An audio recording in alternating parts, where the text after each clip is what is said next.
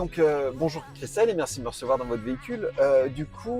J'ai cru comprendre que vous étiez expert dommage en assurance au sein du cabinet Saretech.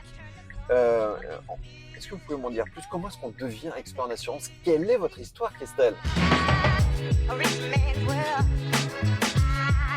Bonjour Mickaël, effectivement je suis bien expert dommage chez Saretech depuis 3 ans et j'ai commencé par faire des études de droit.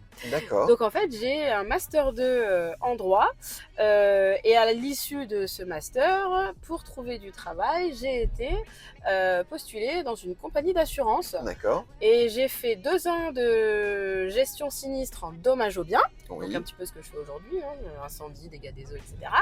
Et ensuite, toujours dans cette même compagnie d'assurance, j'ai fait 7 ans de gestion sinistre en dommages ouvrages.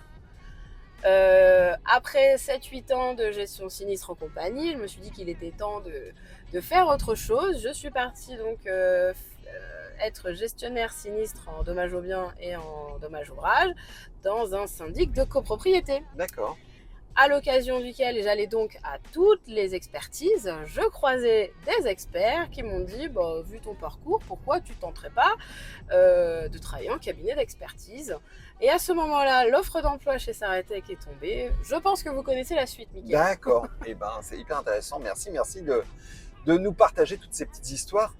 Et donc, Christelle, on part sur une expertise là, a priori, de quoi s'agit-il? Est-ce que vous pouvez nous en dire un peu plus? Oui, tout à fait. Là, on part sur un dossier incendie, Oui, visiblement, avec un départ de feu pour l'instant, a priori dans la cuisine. d'accord. Vers appareil électrique peut-être ou multiprise. Super. En tout cas, je vous souhaite une très belle expertise. On se retrouve tout à l'heure. Eh ben merci beaucoup, à tout à l'heure. À tout à l'heure.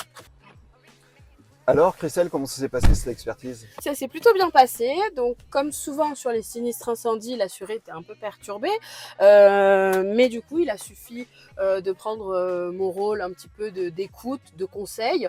Et puis, ça s'est donc globalement bien passé. Et puis, un petit peu de prévention aussi. D'accord. Et concrètement, de quoi il s'agissait? Quelles étaient les causes? Comme annoncé, effectivement, c'était un départ de feu sur multiprise, branché sur multiprise avec du coup plusieurs appareils électriques et du coup forcément ça a pris feu. Oui, la multiprise sur multiprise, c'est pas recommandé.